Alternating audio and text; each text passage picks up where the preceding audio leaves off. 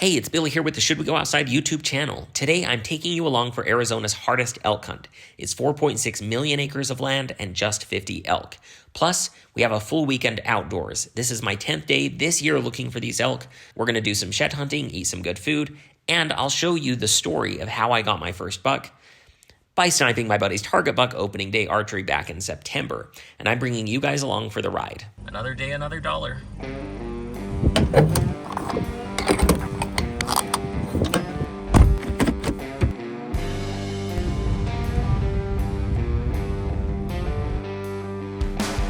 This hill. This is a new area. I've never been this zone before. Got a hike ahead of me. Get up to the top of that. We're gonna see what we can see. Let's get to hiking, folks. I've got to gain about 600 feet of elevation. Wow. I've got to gain about 600 feet of elevation, or this spot isn't gonna be able to see anything. I was trying to get into a spot where it was only about a 400 foot elevation gain hike, but the roads are just a lot more snowy than I anticipated. So that's just not gonna work. Hopefully you can hear me over this wind. It's supposed to be blowing about 30 miles an hour, gusting up to 45 today. So it's gonna be a little rough. And that is what I like to call a false summit. I don't know if you can see in the background there. Clouds are moving like crazy.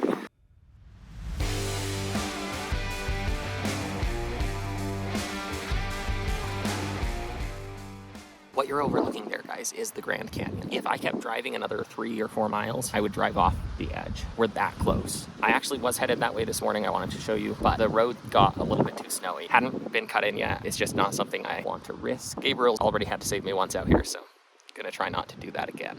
Just check that out, guys. It's just gorgeous at sunrise. Well, guys, truth is, this spot doesn't have the vantage point we need. I was counting on it being able to see over this ridge line in front of us to the terrain behind it. That's just not the case. So, hike back to the front. Just couldn't get enough elevation here. We'll do plan B, see if we can't find a spot on the other side of that ridge line.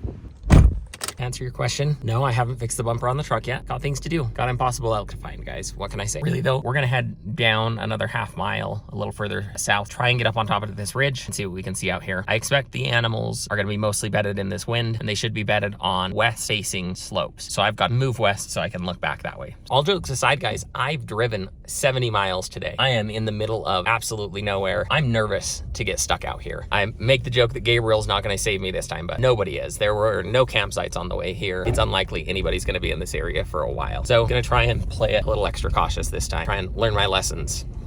And this is what the road looks like. So it's not like I'm just being nervous for no reason. There's a fair amount of snow out here. I do have my recovery gear this time. I've got chains, I've got a shovel, I've got a hand come along winch and a tow strap. So if I do get in trouble, I should be able to self-rescue, but I'm here to hunt, not to off-road recover. So we're gonna do our best not to get into some trouble. I mean, that's how far we are from anything. That would be a real long way to walk.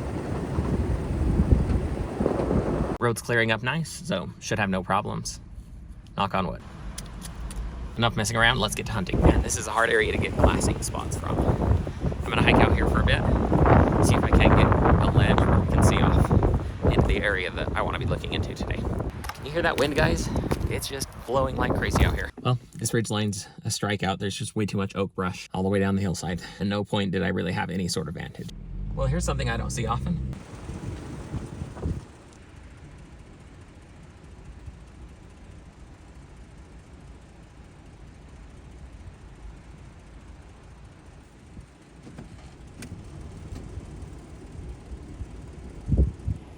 Guys, I've come out here turkey hunting before and not seen a single thing in days. That is a group of what looks like 50 or more turkeys. That's how it is, I guess. Well, I've never been out to this area before, this spot, just this unit I've been turkey hunting in. But kind of cool to see that big of a group. It makes sense they're getting pushed around by the snow just like everything else, and makes sense that they'd be out here. I think that's a pretty good sign. I don't like this one bit. This is the only path in to where I'm trying to get. And you can see fresh tracks on the other side, so people have gone through it recently. We'll see. Not for me today, guys. I don't feel like getting stuck 50 miles in the wilderness without signal to call for help. So that's the end of this path. We're gonna head back, find another area to drive through. So catch you on that side. Well, nothing about this hunt really has ever gone according to plan, which is fine. I mean, there are a lot of YouTube channels where you can show up and it's professional hunters and they've, you know, they know the hunt, they know the area, they scouted it, it's a great tag. And, you know, it's almost a guarantee that they're gonna succeed.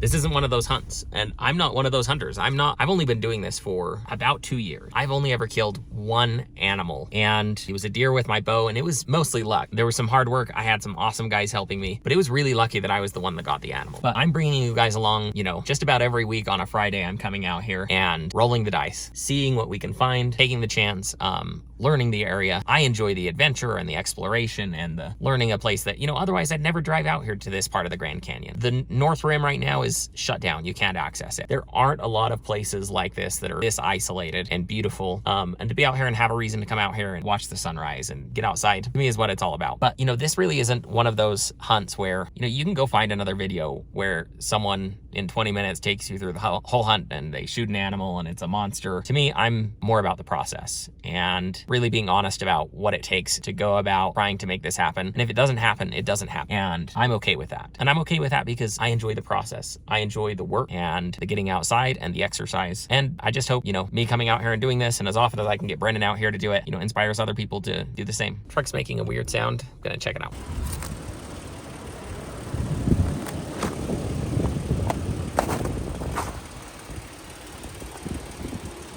It's a Tacoma, so we'll call it a feature, not a bug.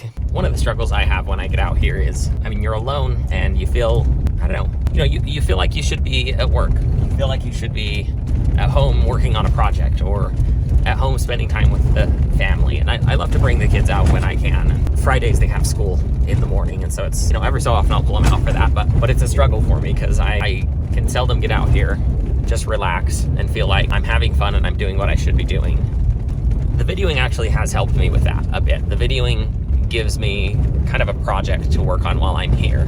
And, you know, maybe if the channel goes well, that turns into something in the future and that gives me a path forward.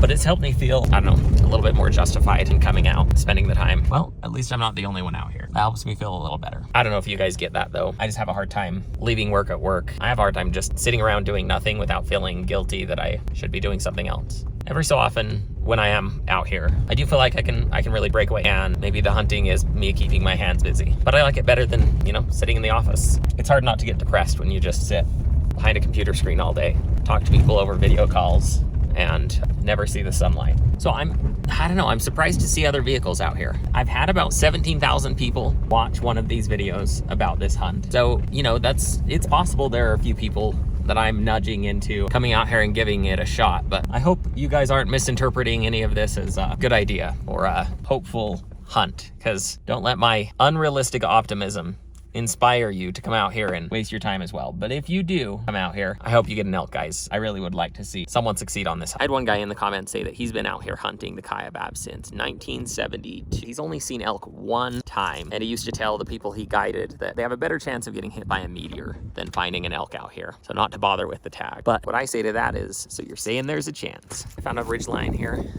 We're gonna hike out, see if we can find a vantage point.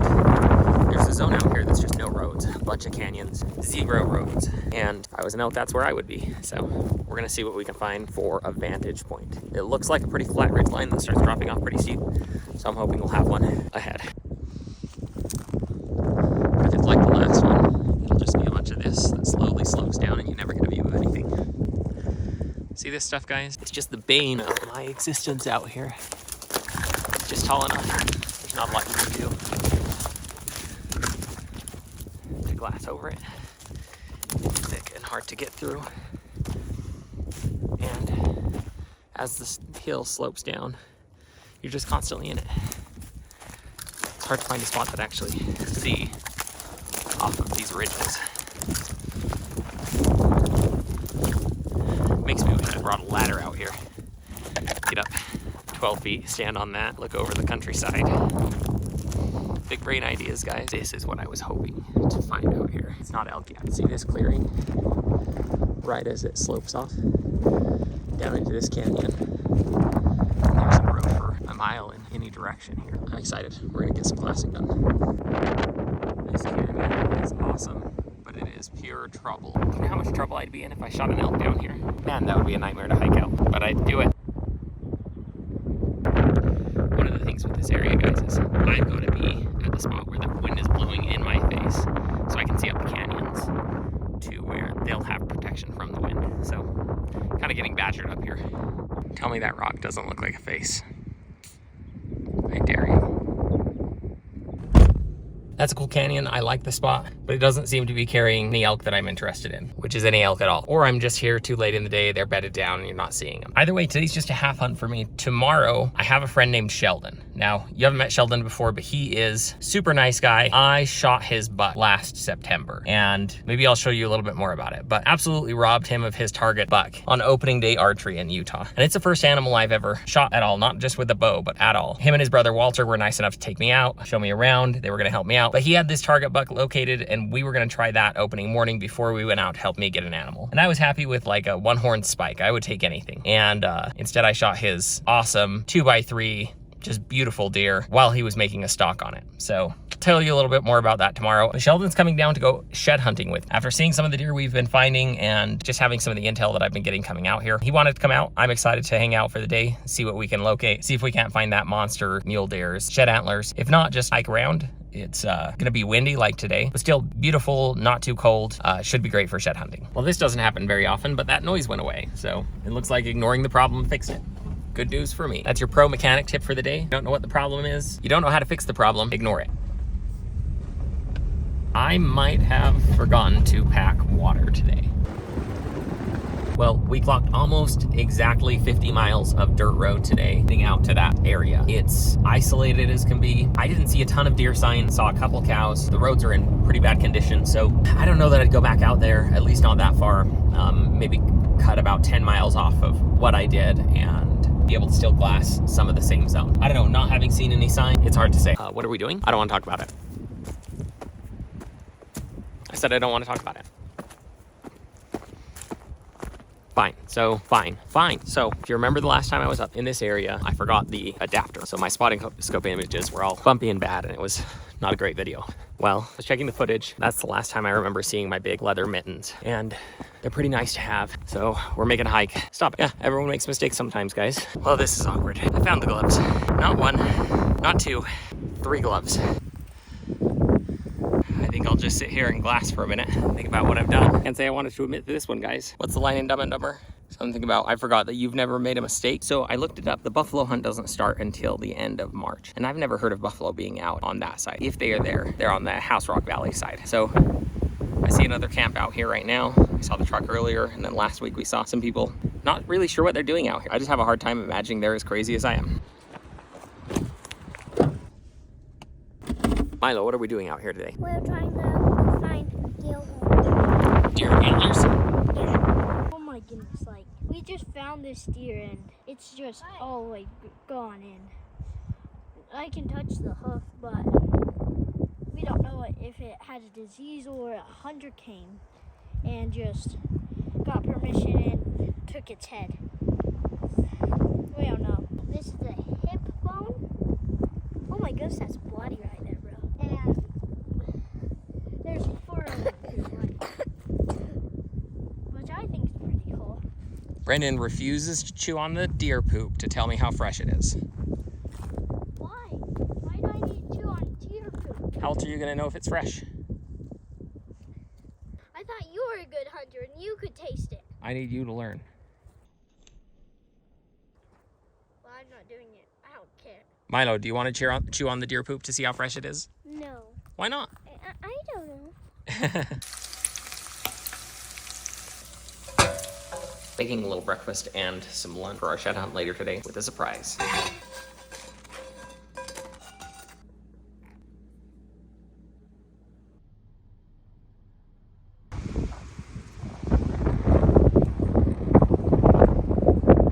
Good luck out there.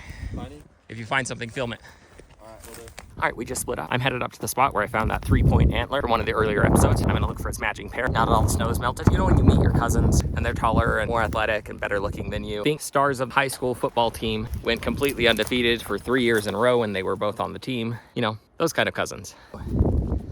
Well, that's Sheldon and Walter. They agreed to take me deer hunting last year if I got a tag. And I was lucky enough to draw a general season archery deer tag right in their area. And so I headed up there and I shot Sheldon's buck. Well, let me just show you. All right, so we started hiking before dark following this yellow line. We get up, it's not quite a mile, up to this ridge, and that's when we first spot the 2 bucks. Now, one of them is the 2x3 that Sheldon is after. The other is a nice 4x4, about the same size. We've got some footage of those. I don't know, but that 4-point, the solid 4 in there, he can be a decent buck if he keeps growing. With the 2x3, he's definitely a pretty deer. Dude, that 2x3 makes me a little excited. I don't know. Right there. So he's the second one right there. Okay, yeah. It's that. So this is the 4-point, pretty good 4-point. The bigger 4-points right in the water right here. And that 2x3, this next one he's wide. Big, solid buck, like heavy, not gonna score great, which I love that. I'm not about score. I like score, but I don't care. The 2x3. Second from the back. I like him. I don't know. That's the 4-point that we had on camera. Just look how much bigger he is from there to there. Like you can see just the mass. He's a big deer. See if we can get dusts off. Oh, that's so sweet. Yeah, that's a pretty deer. I'm all about that. Now, we decide to maneuver around to try and get close to these deer without spooking them, but another hunter coming into the area, seeing what we're doing, makes a beeline straight shot to the deer and bumps them. Now, these deer head up the mountain following this red line, and I gotta tell you guys, they were quick. It took us a while to refine them, but we finally spotted them on the hillside here, and they hung out for, I don't know, probably an hour before finally starting to move again up to a spot where we watched them bed. Now, in the meantime, guys, we headed our way up to the opposite hillside, and that was so that we could have a good vantage point on where these deer were bedded. And we sat here for a couple hours watching them. We went and got some food. Sheldon sat up on the hillside and watched the deer. And then Walter and I, and Walter's friend Dre, ended up planting on this hillside and watching these deer while Sheldon followed this yellow line across the valley, up this really steep hillside to get up above the deer where the wind was good and he can make a stalk in. Now, he stalked in to about 30 yards, and he spooked the 2x3 buck. The 4x4 was still sitting there. The question is he willing to shoot the 4x4? Because otherwise he should just back right out.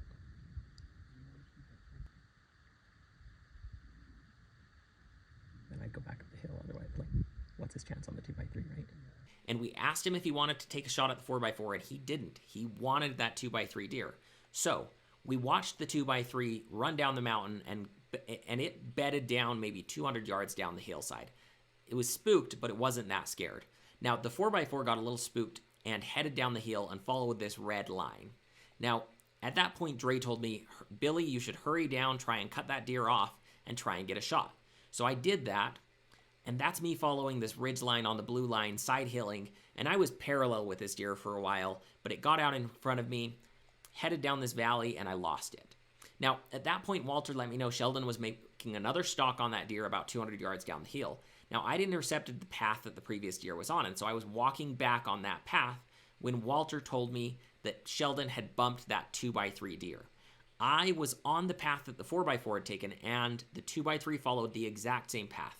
Came right straight into me, stopped at 40 yards, and I hit him with a frontal shot.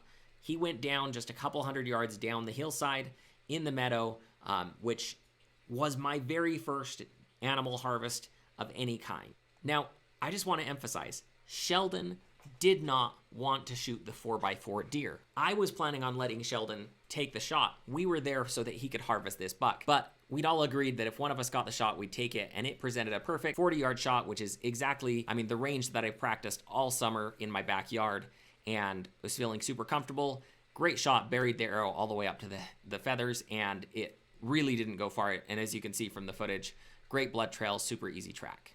Spent a few minutes glassing this morning. I had to find that other shed antler. I don't think it's up there, guys. There's only a small chance that it drops both at the same time. So headed down, moved the truck lower down the hill, unloaded most of the stuff out of my pack so I'm light, and we're gonna start hiking. I'm gonna shoot for 10 miles today. I'm gonna try and get 10 miles of hiking in, shed antler hunting, and see what we can find. It's not nothing, but that's not what we're going for today. To those of you wondering why a grown man would waste a day out here hiking around looking for a dinky pair of deer antlers that might have fallen off this spring or last spring or some previous year. And it's a valid question, because maybe there are more important things that, improve the quality of your life if you worked on those. Your yard, your house, going to work, earning more money. I don't know, guys. I found that if I don't come out and spend some time doing stuff like this, I get depressed. My quality of life drops. So even though it's not the most productive way to spend my time, I feel like it increases my level of happiness and health and gives me something that I'm excited about, because, I'm not excited about going to work in the morning. It's not the same as coming out here, being outside. And if you've never found a pair of shed antlers, I said I've never been shed hunting before. I've been hunting and found shed antlers, but I've never been shed hunting. But if you've never ever found one before, well, someday you'll have to, because it's really exhilarating. It's a lot of fun. Seems kind of silly. It's like a little kid out here adventuring and exploring for something, you know, to find, but I'm always so stoked when I find one or a set that it's worth it. We're packing today because I don't have my rifle. I brought a handgun. And if you haven't seen the video of the mountain lion chasing the guy, well, that's why. That actual video. And I've actually seen mountain lions on the trail camera as much as I've seen elk. So I actually think they're more common. What do you think digs this kind of hole? That's big enough I could stick my head in there, but I won't. No fresh tracks going into or coming out of it, so probably abandoned, but I don't know, maybe a badger or something? Let me know if you know. More of these dens. Pretty dang windy out here, guys. Because I found shed antlers out here when I was just out here hunting and not really looking for them, I thought it would be a little bit more shed antlery out here than it is. So far it feels surprisingly similar to elk hunting out here. Like shockingly similar. Indistinguishably similar. Sheldon just sent me a picture.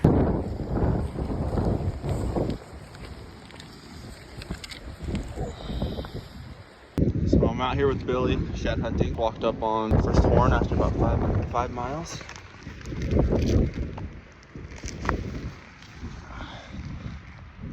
It's a good horn, it's kind of cool, got a hole in it. Little cheater. Good eye guard. Of a big old 4-point that he found. And that's how I know I'm eating the salad sandwich today. The wind just barely blew this tree over about 15 yards from me. It's just non-stop wind today, guys. But we're finally in an area, I think this is where the bucks spend most of the time, at least a group of them. Lots of big tracks, large droppings. Sheldon found the one shed. So I'm excited that we might be getting closer. Just bumped 3 bucks out of their beds. Gonna see if we can get some footage.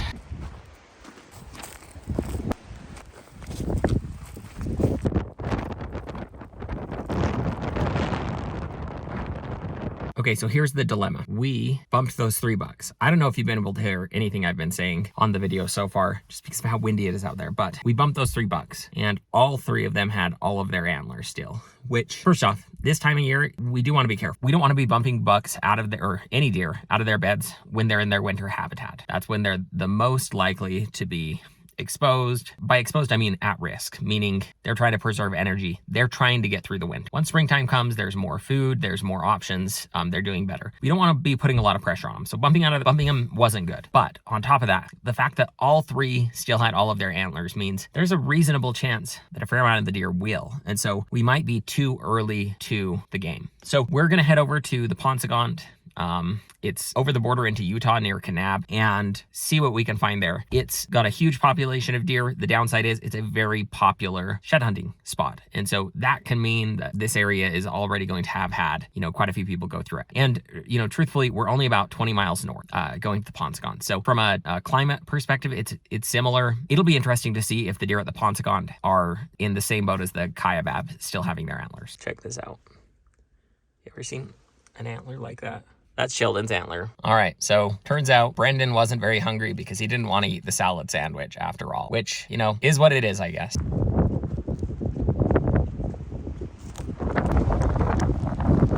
Things are going downhill out here, guys. Starting to rain, snow, sleet. Don't know what you call it, but we'll see how much longer we keep going at it out here today. Now, after that, guys, we just headed home, hoping for less wind next weekend. But follow along for more outdoor adventures and to make sure you're here when we get one of those impossible elk. Thanks for watching.